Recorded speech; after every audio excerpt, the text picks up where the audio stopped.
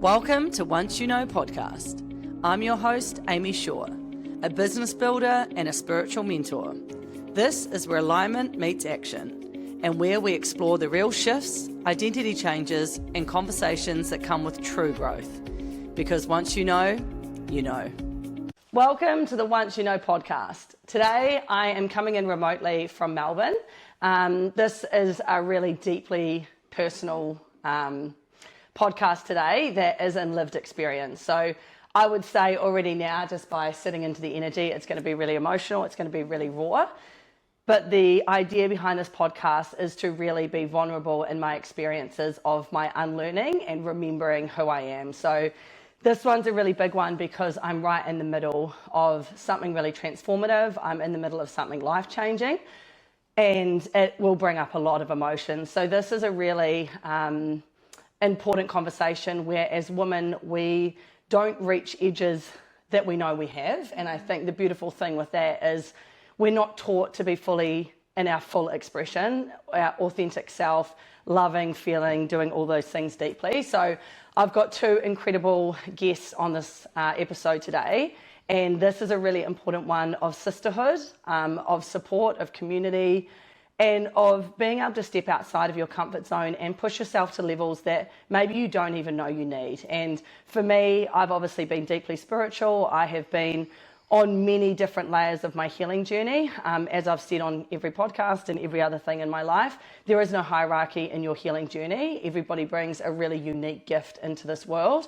And we are gifted such an amazing experience at this retreat with two of the most beautiful facilitators that you couldn't even dream up in this industry. I think clear channels and just such empowered, embodied, beautiful, selfless human beings. So I've got the beautiful Kylie and Bianca here in today. So I will ask Kylie to quickly introduce herself before we dip into the wild shit that we have been doing this week. So Kylie, welcome. I'm so deeply honored to have you on this podcast and sharing your perspective. I think I'm going to get emotional, but watching your journey has been transformative for myself and I think for the Christchurch community. So I think what you have brought to women to be seen, safe, felt and touched is so amazing, and to spend this journey with you on this trip has been nothing else. And if you don't know Kylie, you need to find out who she is because this will literally change your life. So welcome Kylie, and I'm so honoured to have you here. Thank you so much. Amazing, beautiful introduction. I love you so much. I was really nervous, if I'm being honest, to come away with people that I know but don't know. Mm-hmm. Like I know of but don't truly know. And I just want to say that this trip has been beautiful. I've seen a whole other side of you that I didn't even know existed. And I've got to know Bianca, who I had never properly met before. And I love you both so much. So thank you. Yeah. Thank you for making me feel safe. This has been just incredible. And the work that I do, which is still so new for me. So I feel like I'm speaking into it from a learning perspective, but also growing and evolving with you. Like touch for me is a difficult one. Like I've always struggled with touch, receiving touch. So it's ironic that the work that I do now is offering touch, and it is so pain healing. To purpose, so right? Healing. Yeah. So you are so gifted, and we are so lucky to have you in the Christchurch community. But I think in the spiritual community, you're one of the most pure essence I have seen in a human being. And I think you have had some really big experiences in your life that could have taken other people to different depths of not being able to get out of it. And I think your resilience and your strength, I hate those words as females, but your pain to purpose is going to change and is already changing so many lives. So thank you. Your work is beautiful. Oh, I mean, I see energy. You can't mask energy doesn't mask. Compassion and what you have inside you. So we're going to dip into more around our experiences this week, but I'll also introduce the gorgeous Bianca. Even me and Bianca haven't known each other that long. We went for a walk and our souls were like zzz, and we just fell in love, and again these two brought me on this beautiful experience. It was spirit led, but obviously through these gorgeous humans. So welcoming Bianca, again such a where do I even start? Like, just the most compassionate, beautiful human being that is so logical but intuitive at the same time. So I think you bring the science so people understand, and then also the intuition to actually help them change. And I don't have that gift. Obviously, logical is not one of my strengths. I can do the other stuff. But yeah, I think your blending of how you heal women from your own experience is wonderful. So I'd invite you to be able to speak. Yeah. Yeah. Hey, Amy's beautiful people. Yeah, I'm Bianca. I'm founder of NeuroSpark, and I'm also in the midst of a huge transformation, so I'll just speak into what I've been doing up until this point, because I think it will change a lot after this transformative week. My background is really in understanding the nervous system, retraining the brain, retraining the subconscious mind, and I also am deeply intuitive, so I can spot patterns, but essentially what led me here has been working with chronic health conditions, helping people recover from them from a more mental, neurological approach. I'm also an NLP practitioner, a coach, a speaker, and just passionate about everything in the realm of growth and healing. Yeah, you guys are...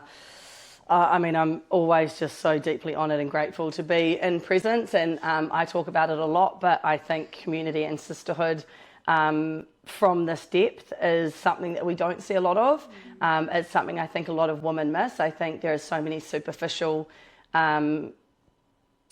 entanglements out there where one can give one to the other and one can give something to someone else. I think we've all come into a place, and many of the women in my life now is at the depth that we can see the good, the bad, the ugly, the transformative, the ego. We can call each other out, but we can hold the space to soften into being able to trust the woman. And I think, for me, I can only talk into my witch wounds and then wounds from this life myself. I became quite fearful of women friendships, especially with the gifts that I do have. Is it people like me or they like the information that I can get out? Yeah. So it's having those conversations, yes. The hard ones, the true ones, the ones that might hurt somebody, but it'll hurt more if you don't tell the truth to them. That's the thing.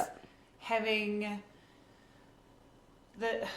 being brave enough to have the hard conversations to the person, which all of us have been not capable of doing in the past. But I feel like going forward and getting to know you guys in a deeper level has made me realise that you can never judge a book by its cover, by its Instagram page, by what somebody tells you about them. You truly have to give them the chance to, or don't make any assumptions about anybody until you've actually experienced it for yourself. Totally. 100%. That's what I've learned on this trip. Completely.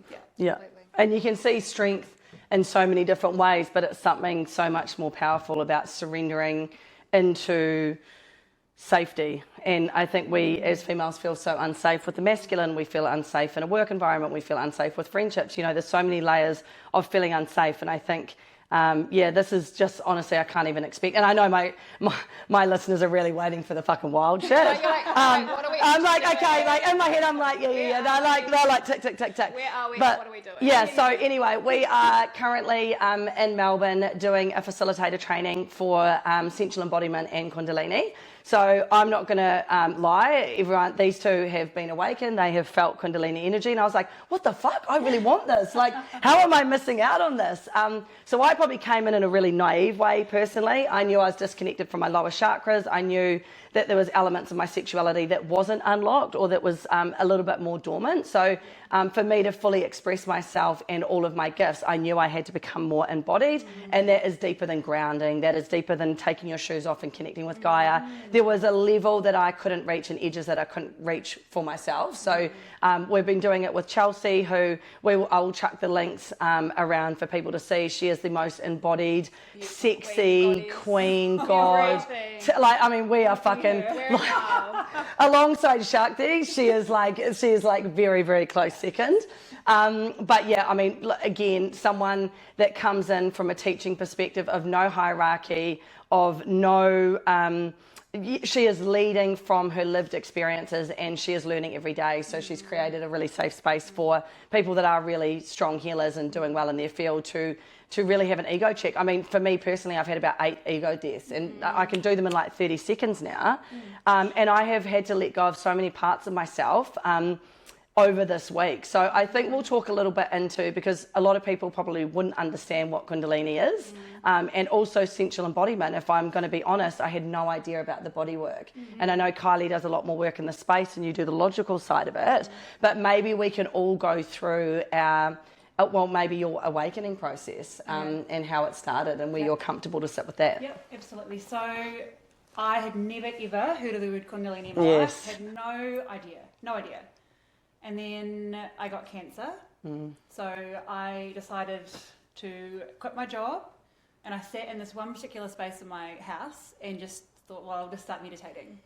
And then within those, it said, you need to do Reiki. So I received Reiki. First Reiki, felt nothing, went back, and I just started experiencing these feelings in my body. And thankfully, the woman who was giving me the Reiki knew what it was. So just about every single week, I saw her for a year after that, and she guided me through, and every single week that I went to her was a new felt experience. And every time I'd leave her, there would be new symptoms. And they sound like symptoms, but it's almost like new ways of seeing, new ways of hearing, new ways of being. Definitely hearing. I was terrified. So I also, amongst all of that, went around different healers in Christchurch, almost hoping that somebody would tell me what this was, like truly tell me. It's quite scary and lonely journey, like, it is, I've got a sisterhood to talk about. But. You could truly think that you were going insane. And if someone said to me what was happening to me, that was happening with them, I would think they were lying to me. And then I ended up with a woman in Christchurch. I got passed around all these people, ended up with a woman, and she confirmed to me what it was and said, you need to see Chelsea. So Chelsea and I did voice notes for quite a while, and she hadn't quite done her courses yet, so there was none of that available. And then, so course 2, which is now, and oh my God, so grateful, so in love, but even now in love with, I love myself. I feel very, very lucky and very fortunate that this has happened. Reality. This is my reality. I'm so fucking lucky.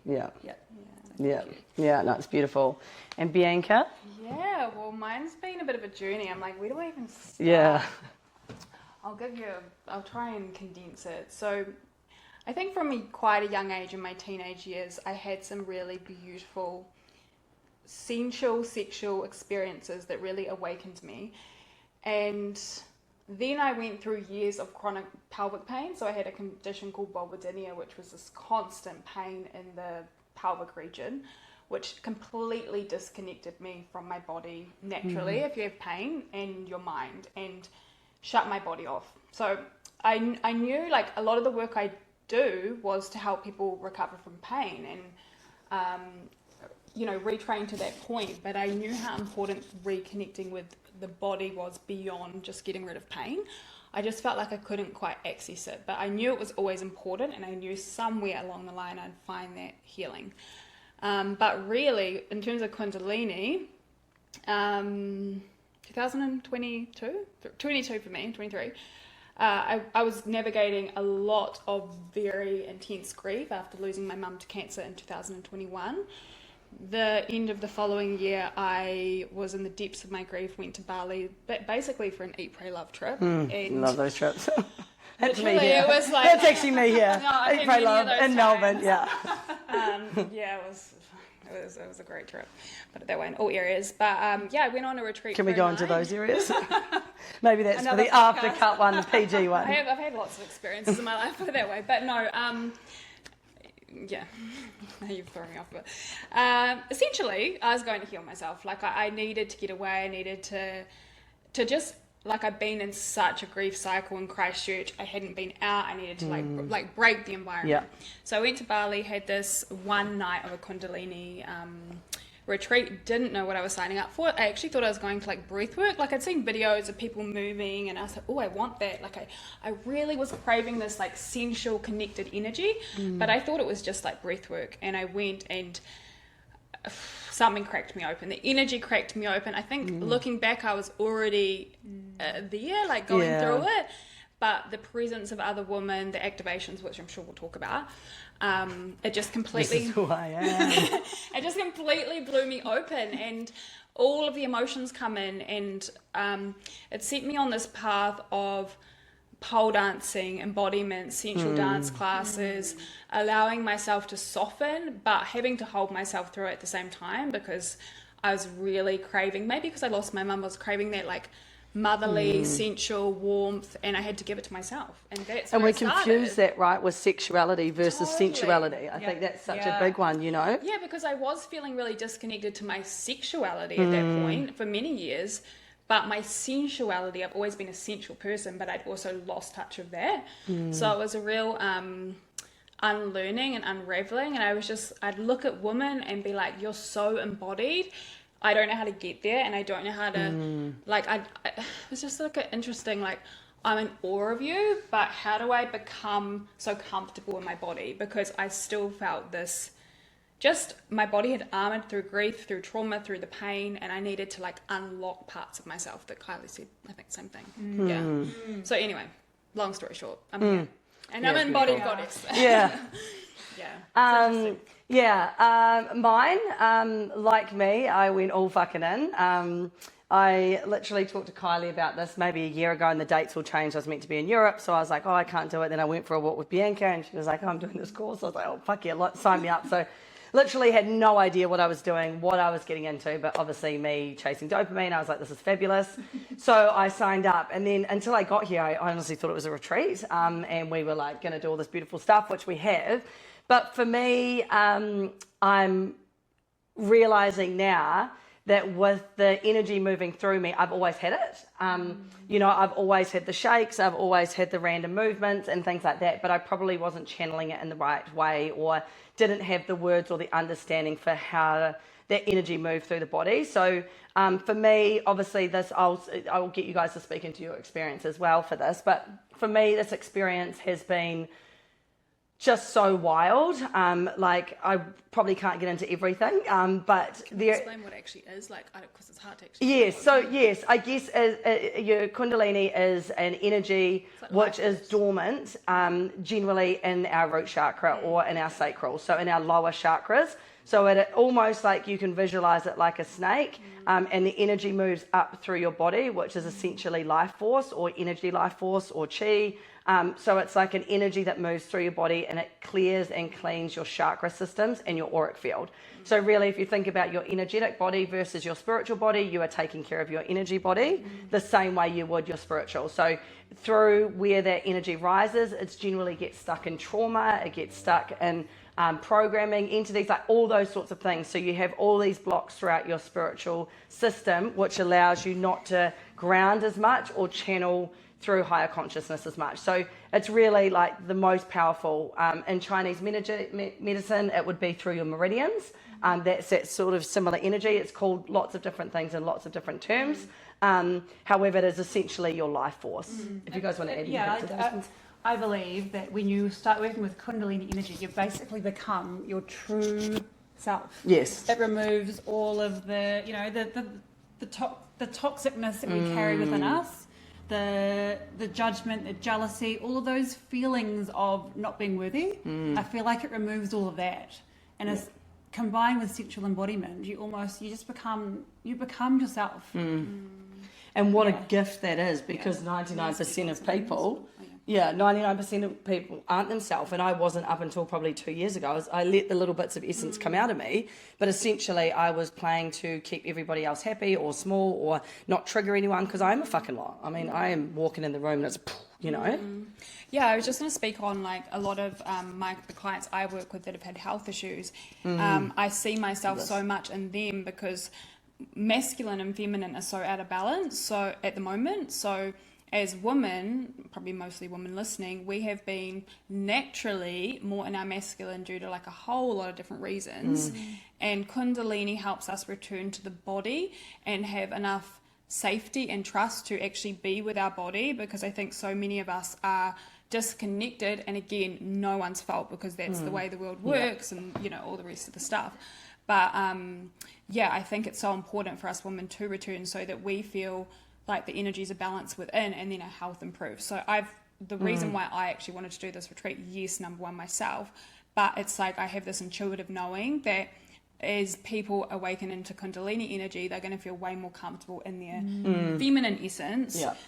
Of course, having the masculine with that, but it's that balancing of energies. That love most of us are so like top up, just like, oh, I've got a body. Until you have pain or illness, you don't, or like birth or something like that sends you there, we don't really connect, like especially in the Western world, different in Eastern cultures. Or even appreciate. Like, we don't even appreciate our bodies, like what they do for us. Like, this, I know that some Kundalini training is not the way we're being taught. Yes. But the way we're being taught to work with the body first just makes so much more sense to me than just going crazy. Because I guess the dark, I was going to say the dark side that people can perceive, there's a lot of information once you start looking about Kundalini, and it looks weird from the outside because the energy is physically moving through your system. You shake, you can get convulsive. So as energy rises up through the system, while you are getting used to that energy, it will start to convulse your body or move to a certain area, or you will have releases. I have had some releases. Like we'll lean into that in a minute. Remind me about the releases. But there has been primal releases that we are storing under layers of fascia and trauma and all parts of our body. So our body is holding all of this trauma, all of this programming, all of these densities, which, you guys can both lean into. Kylie, with your cancer, your mum's was very heavy driven in that. I've been really lucky in the sense that maybe my upper chakras have kept me clear enough. But it's so important, the embodiment and the grounding work that we have been learning on this is a safe way for it to rise, because if you are doing or activating Kundalini in an unsafe way, it can hit trauma, and that's really hard for someone that has never felt into that before. Someone that hasn't leaned into the depths of their grief or their trauma, it is a really, really different emotion that you have to sit with and understand and transmute it through the body so that it can clear. Sometimes you don't even need to understand it. They get stuck there. That's the problem. So I've even witnessed this myself. So they'll be experienced Kundalini and they'll be, going through the process, but they'll get stuck on the trauma and not know the way to move through it or to get it to move through your body safely. And the shaking, you think of like an animal when they go through trauma, they shake it off. We're just not used to that. We're not used to shaking to release the energy from our bodies. We're just used to bracing, storing, I'm strong, I'm done. And that is pushed further and further and further down. And I've done that for my whole life. Whole life has been bracing. And I won't go into that stuff. No, but you had a lot of health issues. It wasn't just one, right? It was that suppression of all of that. Yes. Oh, yeah, so, that's what we're taught as women. Be seen, not heard. A life of suppression. And then I'm pretty sure it was 2022, I had quite a lot of health issues building. And 2023 was the cancer. And then I think it was a few months later was the Kundalini. But I don't regret a thing. I truly believe it was orchestrated perfectly for my journey. And the world is lucky to have you, and have those experiences. Same with you. There's a level, and my experiences in my life as well allows me to be the healer that I want to be able to gift back from my own healing. Because what I've been on a love journey. I've talked about it multiple times through all my channels. But for me, my biggest thing 5 years ago was like, I don't even love myself. I don't love my body. I don't love my mind. I don't love my interruptions. I don't love my ADHD. Like, I really was not loving any part of it. So for me, I started that journey. But this is actually like a deeper level for me of being really fucking transparent and vulnerable and saying, actually, some of the things I was outrunning or I was out releasing, and I wasn't actually sitting with the emotion of like, actually that really hurt me, or that is really big. Like even for some of the work that's come up for me, it's primal. I don't know that it's coming out. Like, I'll just say it, about 30 seconds into walking into the facilitator's training, I literally walked in and roared. Like, I released, like, it was fucking mental, right, guys? Like, I witnessed it. Like that had been obviously stored, but finally being able to walk into a container, which I didn't even know I was safe in yet. I hadn't spoken to anyone. I didn't know the woman very well. I walked in and opened my mouth, and these 3 blood-curdling screams came out of my mouth. And then I kind of dropped to my knees. But again, the release from that of not even having to understand what it was, but actually being able to release it. So it's work that you can't understand because your body wants to be fully expressive and in its full self. but we're not given the permission. And I guess the three of us doing it together, it's giving permission when we move back to the work that we do is to honour it, right? And be the fucking weird ones. Come be the weird ones with us. Like, honestly, I couldn't be the fucking normal one anymore. Like, I love my life. Like, we've looked around this situation, 5 or 6 times and said, how is this our life? How are we in the middle of Warrandyte with the three of us in this beautiful apartment with its weirdness? I'm looking around, it's not that beautiful. But, you know, then we're going into this, like, space and this portal where we get to do this and we get to be ourselves and release things that don't serve us. And we love being the fucking weird ones now. Like, I almost find, like, the normal ones are weird. If anything, even if we never went on, which we will, but even if we never went on to do this work, it is already... Sorry, we lost a little bit. Listen, we're going to say our energy did it, but it was actually my alarm. But yeah, no, so then just started aging back. So then it was like 7, and then I kind of went to bed and I was like, oh, Bianca, do you have any nappies? Like, I'm going to need a change in the night. And then everyone just kept looking at me. My face like moulded down softly. Yeah, it was really crazy to watch. And it's like the blood going to the face differently, and it's like the release and the fascia, everything's just... Yeah, baby face. Yeah, it's been wild. So if you want to give up your Botox, come do it. Yeah, because I gave up Botox, and like if I actually actually that wasn't great, but if like honestly, I couldn't even get onto it. I kept like looking in the mirror and being like, that's not even me. Like I honestly felt like some 12-year-old in a cold, you know. So I think again, it's amazing what like our muscles hold in our face and the stress around our body just from literally like repressing some of our emotions. And how do you think this work has changed how you will do your work? I think, I think it's just for me, I've always healed from my experience. So my work has changed my life and all of my clients. Like, I know it. They're like, there's nothing like you. Like, you know, because I know the depth of the wounds that get trapped in past lives. And I know the work that I've done, the inner child work, the release work is so important. What I probably was bypassing slightly on myself and potentially even extending that out was feeling the feel. Not everything needs to be released without feeling it. And it doesn't mean you have to sit in the trauma, or it doesn't mean you have to sit in the feelings of it. But what it actually means is that it's okay to sit there but not loop back into it. But also, but not having an expectation as well. You know, I'm like an overhealer, and I think, Kylie, you're probably the same. I'm definitely not. Yeah, I mean, you've got great discernment. Is that what the word is? Yeah. Boundaries and discernment. Well, I think I've lowered my expectations on what to expect because I titrate, like I go into things slowly because I'm a bit cautious, whereas I feel like I love that you guys throw yourself into it, whereas I'm a little bit like a bit of a control freak, so I don't tend to like jump in there. But I've unlearned that. I've also unlearned that quite a lot. But yeah, I think...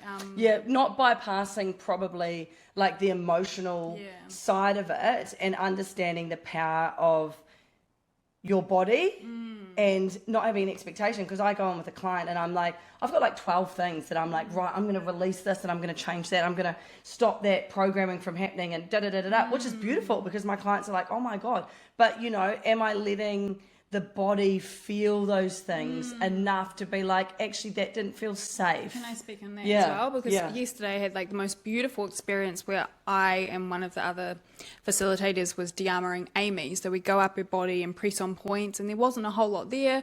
And then we got to like the top half of the body, and there were certain points, the breasts. Well, I was cupping her breast, where, you know, emotion came up, and rather than, you know, for other parts of the body, it was like quite hard and not much was coming up. But then that gentle touch was what really activated the completion of the emotion, right? And tears, it can be anger. And that's how we resensitize to pleasure and to safety. Because if we've always been rushing and we've never felt safe to feel that, it gets stored, and something as gentle as a little boob touch on the side, it starts the waterworks. And it was beautiful because I have been able to hold emotion because I've gone through my own emotion, and watching Amy just be with it, not for long, probably felt like fucking forever for you. But I knew I was moving through it. You know, like that is a beautiful process to witness, because the cycle of tears and the release happens rather than just like, we need to get rid of this. It was like really beautiful just to like, just smoothly, just kind of move. Yeah.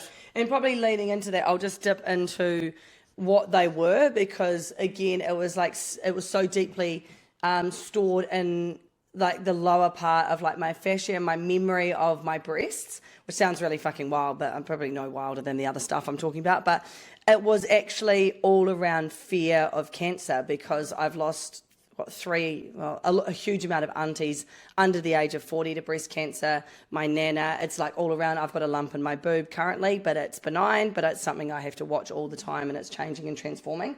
So it was all that fear, it actually stepped into these organs, which is obviously connected to your heart chakra. So I had all these blocks through of fear, which is one of the lowest vibrations that you can have in your body, and the densities. So that was just releasing that. But then when I went through the de-armoring, I had to be really like honest with myself, because it felt invasive, and then that brought in my invasive birth. So that brought out a lot of emotion that I'd stored it, because women all have bad births. I'm no special.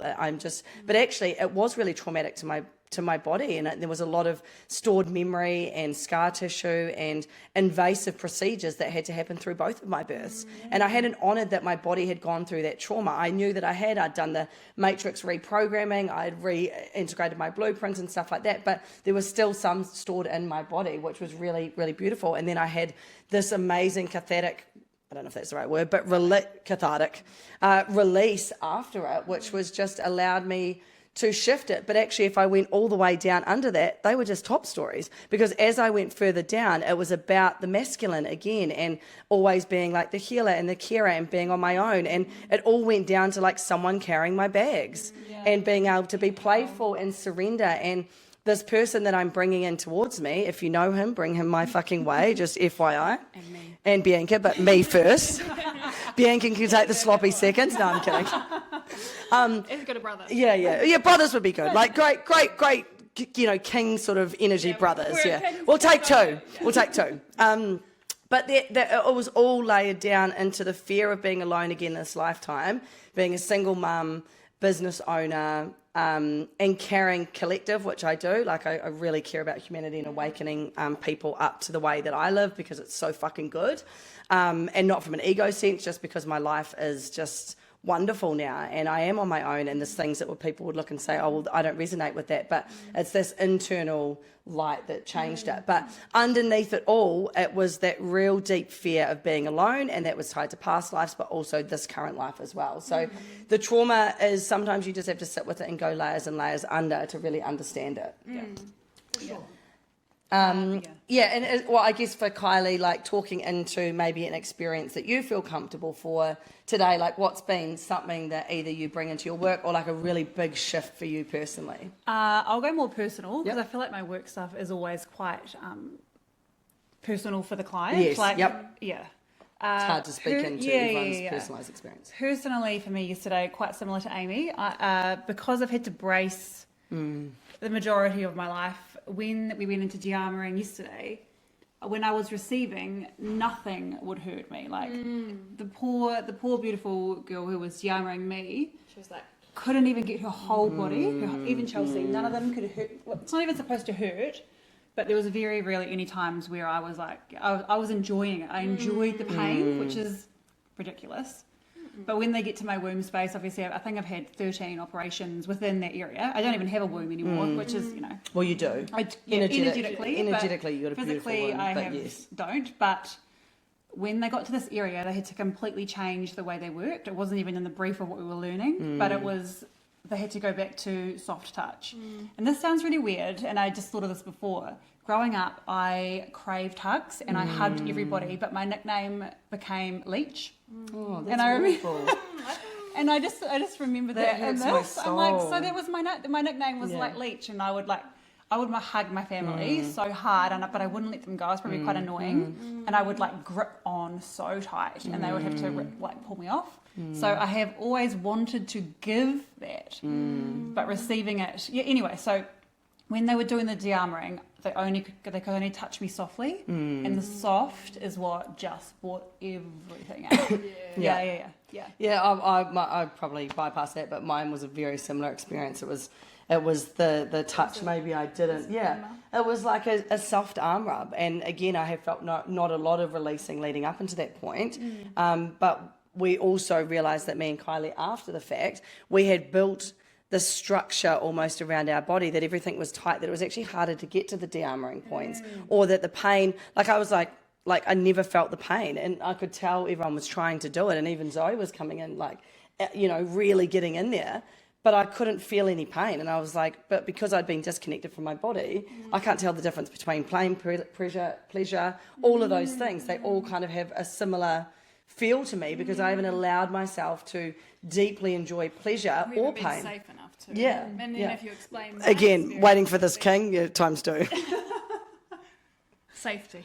Pleasure. Yeah. Safety, pleasure. Yeah. But again, those are things that women are scared to ask for. Yeah. Like, you know, if you're going on a date and you're like, I just want to be surrendered, and I want to be an inner child, and I want you to carry the bags, and I want to be myself, and I want to be weird, they're going to be like, I've actually got to go to the bathroom, and they're going to jump out the window. Yeah. Because also males are so accustomed to women being little men now that, you know, like the last date I went on, I shouldn't probably talk on this, but I went on one not that long ago, and he bought me a drink, and I was like, oh my God, amazing, thank you, you know, that's great.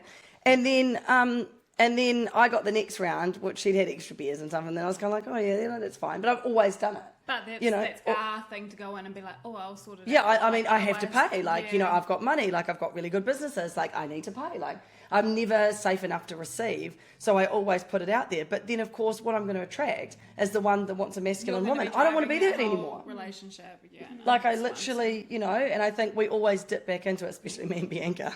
Again, 2 times kings. But, you know, like... Strong. Yeah. Well, I don't want to be fucking strong anymore. I want to be able to switch my mind off. I want to be able to be a child. I want to be able to like be like, oh my God, can you grab my water? Like, you know, and then I look after his soul. I'm like, is that like, where are you? I've got something to add to that. Because I was saying to the girls how so many of us women I am a girl now with all my back aging. Benjamin me and my 7-year-old. We want men and again, it took me a long time to own this, but I've always been drawn to like men and, you know, that not providers, but they hold steady. Throwing me off topic there. But, what I was going to say is, as a woman, we need to practice being safe enough in ourselves to actually be able to drop into that playful or safe state, because we can want that. Like, that was me. I want this, but I still work through avoidance and armoring. A lot of avoidance, says Amy. No, but it's true. And that comes from a lot of grief and a lot of protecting my heart. So that's just an unraveling. And, you know, we're all on our own pace and journey. But I can't sit there and say I want one thing, but my energy is showing something different. So as women, we have to do the work to actually find out what makes us happy, what makes us surrendered, reconnect to our bodies so that we can be in that state to receive. Let's not activate each other. Because otherwise, we're going to ask for something and self-sabotage it constantly. And I think it's important. Or you draw in a masculine that can't provide. Like, he's a real man's man, he's not got that emotional safety. You're in your princess energy, which, hey, no judgment, because I've absolutely been in that before, and I've got the men that I wanted, but then I'd be a little princess and will then pick them apart. Like, we've got to do the work on ourselves, because I'm all for feminine empowerment, but we can't just expect men we can't hate on men for a start. And I do agree masculine has more as a collective to do, but we've got to work on ourselves as well, because we're not going to draw in that. Even if you're with someone, they're not going to change until you find out how to shift that energy within first, rather than complaining and nagging and all the stuff I've had to learn, which again, still learning. There are some beautiful men out there. Yeah, there genuinely are. Yeah, I have. Has he got brothers? No, he's the youngest. Okay. So he does, but anyway. Yeah, we can talk about that off here. He's married. I'm married. Yeah, anyway. There are actually. There are. But nothing is perfect. No. Yeah, and I've got to be clear. I love the masculine, and I actually think they're wonderful things. There's a lot of immature masculines out there, but there is a lot of strong. Yeah, and healthy. That's all. Sorry, no, but I interrupted. I stopped the flow because I think sometimes we think just because we want something it might look like we're looking for like the perfect guy, but it's also like, I think, to be fair, there's not that many out there. No, that is a story, Bianca. That is a story. Yeah, no. But I think, again, I've done the work now to become the version of the man I'm calling forward. Yeah. But again, up until this point, I wasn't actually at the embodied state. I was still manifesting something from lack. So what was it attracting? My lack. So I knew that I have done such deep, extensive work, especially even over the last year and a half, like to really become this playful, fully expressive version so that when he does see me, I don't have to then shrink back into a box so that I'm like, because I've always been the curated, like good, masculine one. No, I don't want to be that anymore. You're not that. Fucking tiring. You are not that. No. Yeah, and in one of my raw sessions, I was like, I want to play more, and I could hear like some of the women like, because I'm literally like the most playful person. However, but you can't go overgive, because that's the wound that as women we get into. We want to overgive, be responsible. We want something, but then we quickly step in to fill the gap, and then let's say in this case a man or whoever, they're not even getting the chance to step up because we're just jumping in. Oh, like me paying for the date, or me, you can't help but do it, and then you've got to trust people have resources to meet what you want, otherwise, and give them the space to bring it. Yeah. And because I think leaning into that, a nice example is you and your gorgeous husband. You've probably seen so many versions. Like you've been together such a long time, and you have changed so much in the most beautiful way. But also, every version's been exactly the perfect version of you. Well, I was 18 when I met him, and I'm turning 41 in a few weeks. So he's over half my life we've been together, so we have grown together, and I know I'm a little bit, he's seen every single version. He accepts me, and I accept him but I feel like we've got better. Yeah. We've actually got better. It's probably acceptance of each other. 100%, and we have 4 kids, so that's also hard. Yeah. That's really hard. I've got 2, and that's hard. It's beautiful, and to be honest, this whole experience, if anything, has made me love him more. It's made me love him more. Yeah, and I probably don't tell him enough that I love him. Like I text him that, but I don't tell him that, or probably even show him. I just expect that he would know. Yeah. But this whole experience has made me appreciate him as himself. He doesn't. And growing as the levels of each other, and holding the space that even, no one's going to be perfect. And I think, again, when you are, and this is from a place of deep love, when you are in a conservative environment and you become this version of yourself, it's fucking uncomfortable. Like, if I look at the rest of, other parts of my life, this version of me doesn't fit, but I can't take that version back again. This is who I am. This is who I am. Like, if I can get a video of that, I will honestly add that up, because it was just wonderful. We, us 3, are lucky that we have each other in the same city. Yeah. Out of all places, Sea City, Christchurch. Kundalini Awakening.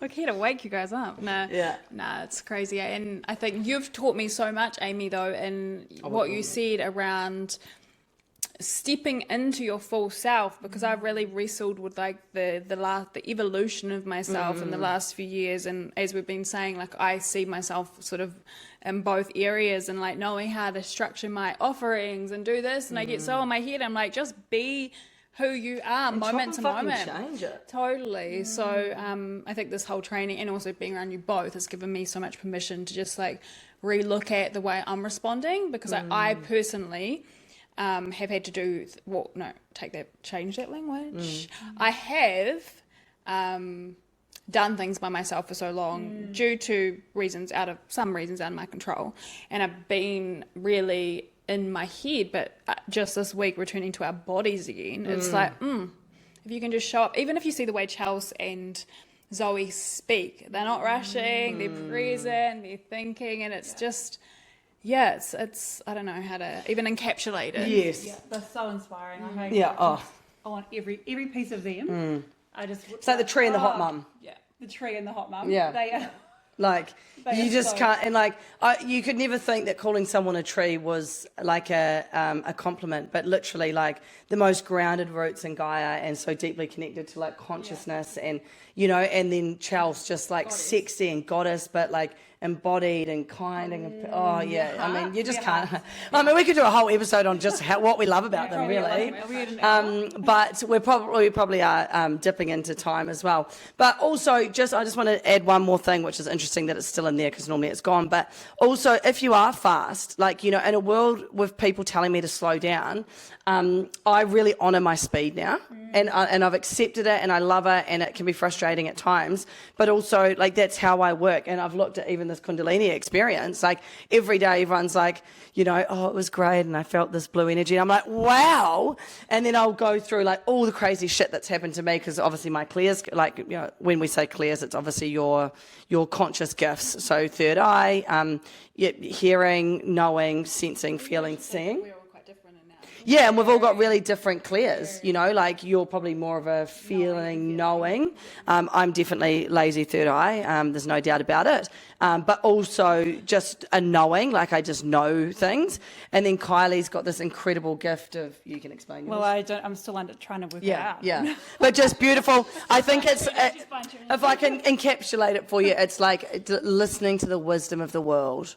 You know, it is like really anchoring into like the body, consciousness, nature, free, like energy, like it's slower. But it's so powerful. And we were having this conversation this morning that everyone's gifts are going to look different, and comparison can really fuck you up. Like, it can really kill your creativity, your gifts, your joy. If I was out there going, I need to be slower and sexier and have big tits, and to be sexual embodiment, I need to move like this.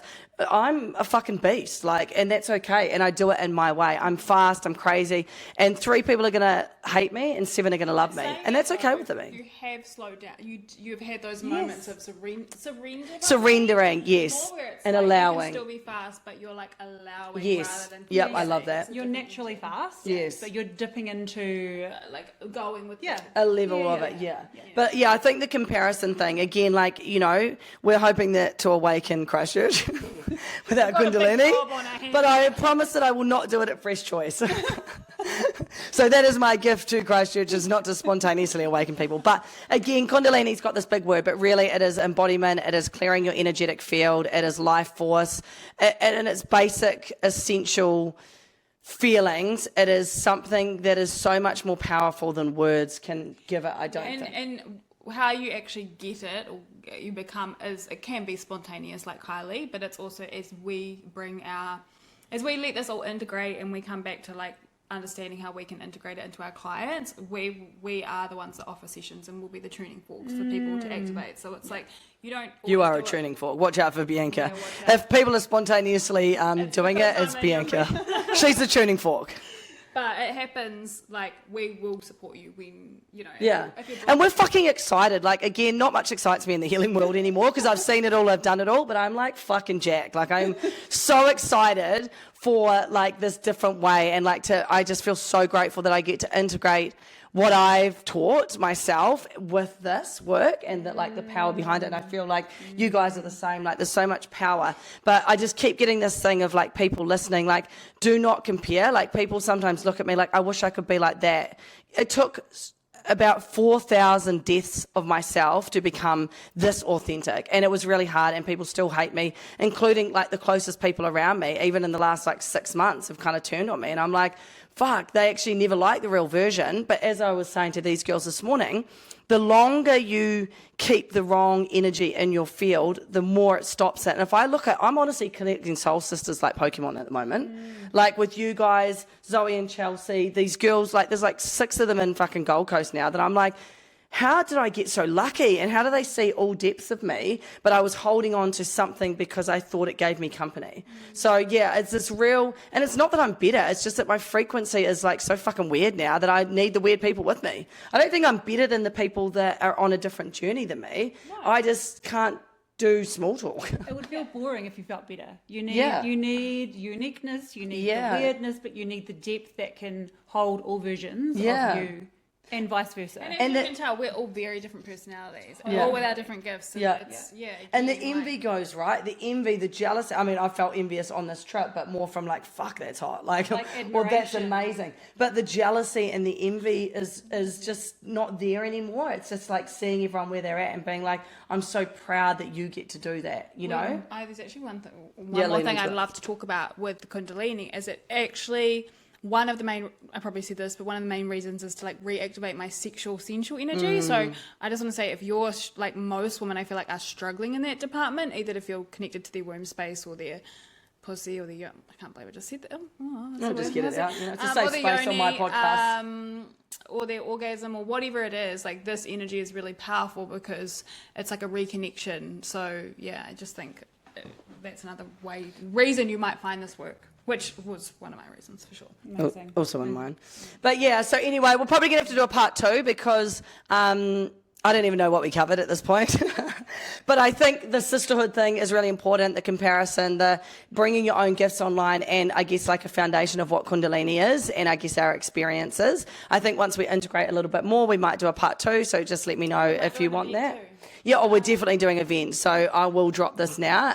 If you are interested in it, we are looking at co-facilitating something really beautiful at one of the most beautiful spaces just outside of Christchurch. So it will be invitation only, and it will be very, it won't be something that's, overly talked about, but it is a real reconnection back to your life force, to your sexuality, sensuality, de-armoring, really like undoing and becoming. Obviously, we're going to integrate it into all of our work as well, so our one-on-one clients are going to beautifully benefit from it.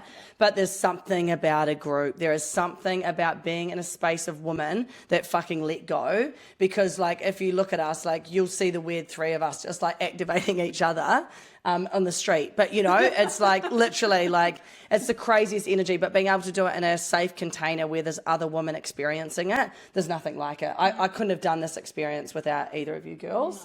And to be able to bring this back to women, I just can't even tell you like how fucking jacked up I am and how excited to be able to gift what we know. Yeah.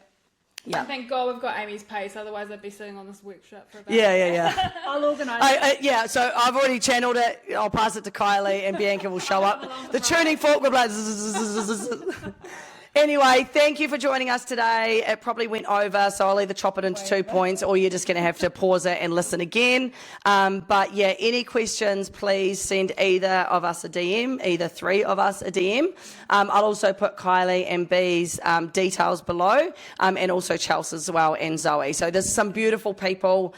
We realise that it's just such a beautiful community. We're just so excited to share, and we're really honoured to be able to take this back to our community. We never ever take for granted the work that we do and the community that we have. I always say for everyone listening to my podcast, anyone that works with me, I'm just like so excited that this is like a new way that we can infuse it with what we're already doing. So yeah, biggest gratitude to everyone. Thank you for tuning in. Thank you for listening. And any questions, just flick me a message. Big love. Bye.